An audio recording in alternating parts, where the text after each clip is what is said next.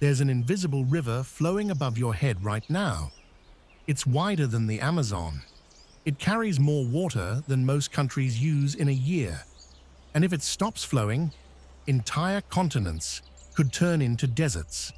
This isn't science fiction. It's happening every single day over South America. But here's what makes it terrifying. Most people don't even know it exists. Picture this. Every single day, the Amazon rainforest releases 20 billion tons of water into the sky. That's not a typo. 20 billion tons. To put that in perspective, that's more water than the actual Amazon River dumps into the Atlantic Ocean. Except this water doesn't flow on the ground.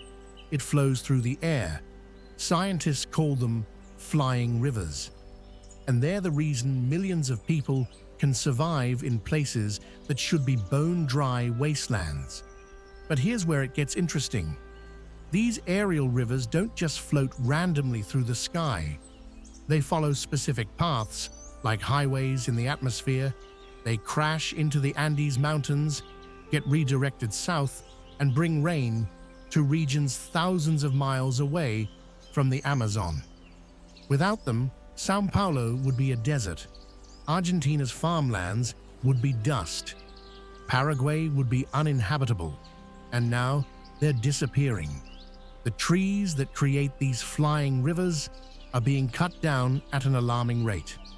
Every minute, an area the size of 5 football fields vanishes from the Amazon, and with every tree that falls, these invisible rivers in the sky grow weaker. But before we talk about what happens when they disappear, you need to understand what they actually are, because the science behind flying rivers is more fascinating than any river you've ever seen on a map. And it starts with a single tree doing something that sounds absolutely impossible. Let me show you how a forest can move an ocean through the sky. The Amazon rainforest is often called the lungs of the earth. But that's not quite right. It's more accurate to call it the Earth's air conditioning system, and water pumping station, and atmospheric river generator, all at once. Here's how it works.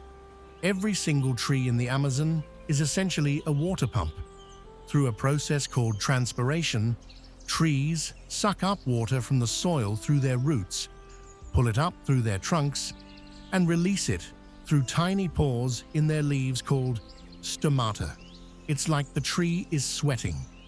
Except this sweat is pure water vapor. Now, one tree doesn't make much difference. But the Amazon has roughly 390 billion trees. Do the math on that. Each large tree can release up to 300 liters of water into the atmosphere every single day. Some of the giant trees, the ones with canopies the size of a house, can release up to 1,000 liters. That's like having millions of natural water fountains spraying straight into the sky, 24 hours a day, 365 days a year. But here's where it gets wild. This isn't just random evaporation. The trees are actively pumping this water. They're using energy from the sun to pull moisture from deep underground and inject it into the atmosphere. It's evapotranspiration on a scale that seems almost impossible. And all that water doesn't just disappear. It forms massive rivers of moisture in the sky. These flying rivers are invisible to the naked eye, but satellite imagery shows them clearly. They appear as enormous corridors of water vapor, sometimes stretching for thousands of miles. They can be up to 3,000 kilometers long. That's roughly the distance from New York to Los Angeles, and they're typically several kilometers wide. The amount of moisture these aerial rivers carry is staggering. Remember those 20 billion tons of water I mentioned earlier? That's per day.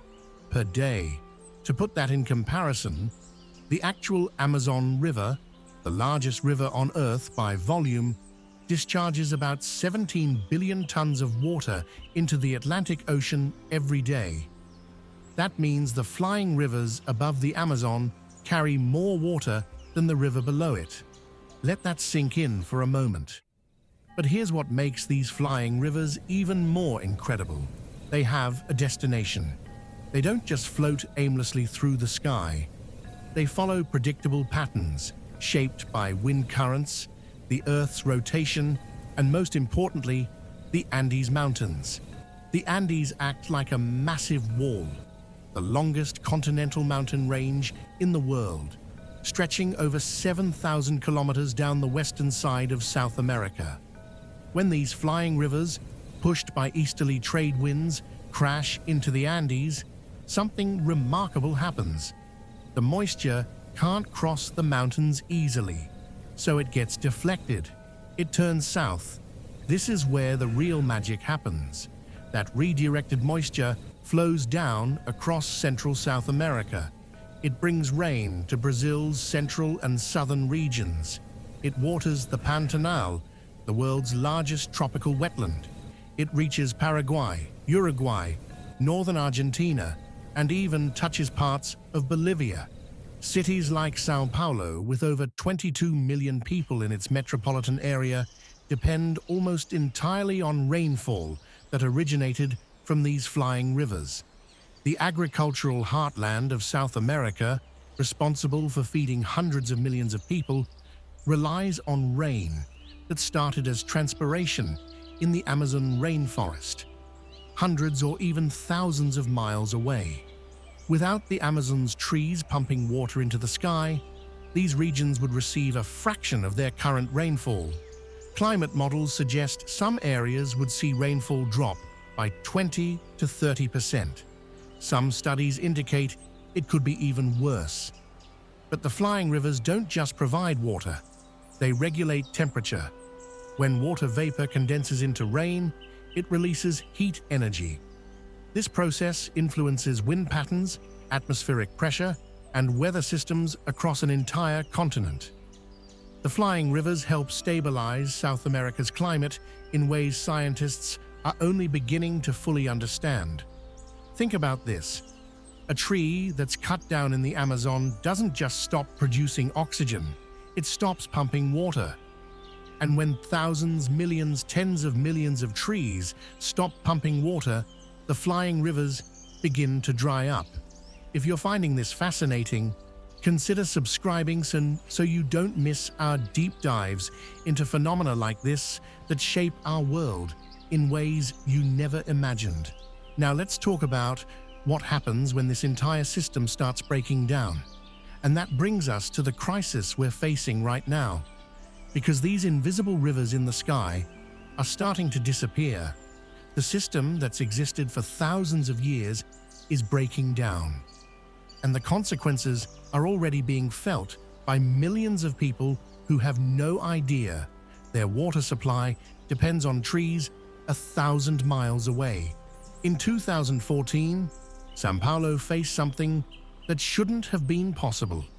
The city's main reservoir, which supplies water to over 10 million people, dropped to just 3% capacity. Neighborhoods went days without running water. People collected rain in buckets. Some areas had water service for only a few hours every 3 days. This was one of the largest cities in the Americas running out of water. And it wasn't because of population growth alone, it was because the rain stopped coming. The flying rivers had weakened, and scientists knew exactly why. Deforestation in the Amazon has been accelerating. Between August 2023 and July 2024, an estimated 9,000 square kilometers of Amazon rainforest was destroyed. That's an area larger than Puerto Rico in a single year. And that's actually an improvement compared to some previous years. Since 1970, approximately 20% of the Amazon rainforest has been completely destroyed. That's an area roughly the size of Texas, gone, converted into cattle ranches, soy plantations, mining operations, and illegal logging sites. But here's what makes this particularly dangerous. The Amazon is approaching a tipping point. Scientists estimate that if deforestation reaches 20 to 25% of the forest's original size, the entire ecosystem could collapse. We're already at 20%. We're quite literally on the edge. When I say collapse, I don't mean gradual decline. I mean the rainforest could transform into a savanna. The trees would die off. The flying rivers would stop. And the climate patterns that billions of people depend on would fundamentally change. Let me explain why this tipping point exists. The Amazon creates its own rainfall. About 50 to 80% of the moisture in the air above the Amazon comes from the trees themselves, not from the ocean. The forest is recycling its own water, creating a self-sustaining system. But when you remove too many trees, that system breaks. There's less transpiration, less water vapor in the air, less rainfall, and with less rainfall, more trees start dying from drought stress, which means even less transpiration, even less rain. You see where this is going? It's a death spiral, and we might have already triggered it. Recent studies show that parts of the Amazon are now emitting more carbon dioxide than they absorb. That's because drought-stressed and dead trees release CO2. In some areas, the forest is no longer acting as a carbon sink. It's becoming a carbon source. This is not what rainforests are supposed to do. And the flying rivers are changing. Satellite data shows that moisture flow patterns have shifted over the past few decades. Some regions that used to receive consistent rainfall are now experiencing longer dry seasons. Droughts are becoming more frequent and more severe. In 2019 and 2020, the Pantanal experienced catastrophic fires. The Pantanal, remember, is the world's largest tropical wetland. It's supposed to be wet. But because the flying rivers were weakened, the wetland dried out. The fires burned through nearly 30% of the entire ecosystem. Southern Brazil has seen increasing droughts. Paraguay faced water shortages. Northern Argentina's agriculture has become less predictable. These aren't isolated incidents. They're all connected to the same problem. The invisible rivers in the sky are running dry. But it gets worse. The Amazon isn't just being cut down, it's being heated up. Global temperature rise is causing longer and more intense dry seasons across the Amazon basin. Combined with deforestation, this creates a feedback loop that's incredibly difficult to stop. Trees that survived for decades are suddenly dying from heat stress. Wildfires, once rare in the Amazon because it was too wet, are becoming common. In 2024, the Amazon experienced one of its worst fire seasons on record. Smoke covered entire cities. Air quality reached hazardous levels. And each fire killed more trees, which weakened the flying rivers even further. Here's what's truly frightening. This isn't just about South America. The Amazon's climate influence extends globally. Changes in rainfall patterns over the Amazon can affect monsoons in Asia, droughts in North America, and weather patterns in Africa. It's all connected through atmospheric circulation patterns, and if the flying rivers disappear completely, we're not just talking about regional problems. We're talking about a climate catastrophe that would affect food production, water supplies, and weather patterns for billions of people worldwide. But here's the thing, it's not too late. The system is breaking, but it's not broken yet. The flying rivers are still flowing. The trees are still pumping water into the sky. The question is, how much longer will that continue? So what can actually be done? Understanding the problem is one thing, but solving it requires action on a scale that seems almost impossible. Deforestation rates in the Amazon fluctuate wildly due to changing policies and economic pressures. Brazil's satellite monitoring systems now track deforestation in near real time. Indigenous territories have proven to be the most effective barriers against destruction. Studies show deforestation rates inside indigenous lands are significantly lower than surrounding areas. Indigenous communities have protected these forests for thousands of years. They understand the ecosystem better than anyone. Scientists increasingly recognize that indigenous knowledge is crucial to saving the Amazon. But protection alone isn't enough. We need restoration. Reforestation projects are planting millions of trees across the Amazon. But here's the challenge. Planting a tree is easy. Getting it to survive is hard. A young sapling pumps a few liters of water per day. A mature tree pumps hundreds of liters. This means even with aggressive reforestation, it would take 30 to 50 years before new areas could fully contribute to the flying river system. And we might not have that long before hitting the tipping point. But there's hope. Nature is resilient when given the chance. If deforestation stops and protected areas are maintained, the Amazon could partially recover. The flying rivers could stabilize. Technology is helping. AI systems detect illegal logging within hours. Drones plant trees in hard-to-reach areas. Remote sensing measures forest health with unprecedented accuracy. But ultimately, saving the flying rivers comes down to economics. Deforestation happens because it's profitable. Unless standing forests become more valuable than cut forests, the pressure to destroy the Amazon will continue. Carbon credits and payment for ecosystem services are being tested. If landowners can profit from intact forests, they have incentive to protect them. International pressure matters too. Zero deforestation supply chains reduce demand for products grown on cleared land. Saving the Amazon requires coordinated action from governments, corporations, indigenous communities, scientists, and ordinary people. It requires funding, political will, and sustained effort over decades, and the clock is ticking. Every day, more trees fall.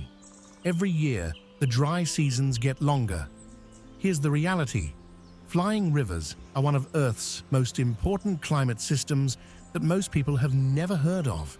They're essential to millions of people and countless species, and they're disappearing right in front of us. The Amazon isn't just about trees. It's about water, about invisible rivers flowing through the sky that connect forests to farms, mountains to cities, rain to survival. When you understand that a tree in the Amazon pumps water that will fall as rain on a farm in Argentina, you understand how connected everything really is. Flying rivers remind us that nature operates on scales we can barely comprehend. 20 billion tons of water moving through the sky every day. Billions of trees working as a coordinated system. An entire continent's climate depending on forests thousands of miles away. And now you know about the invisible ocean flowing above South America. You know how it works, why it matters, and what happens if it disappears. If these hidden systems fascinate you as much as they do us, hit that subscribe button, because we're just getting started uncovering the invisible forces that shape our planet. The question is, what happens next? That part is still being written, and in some small way, we all get to help write it.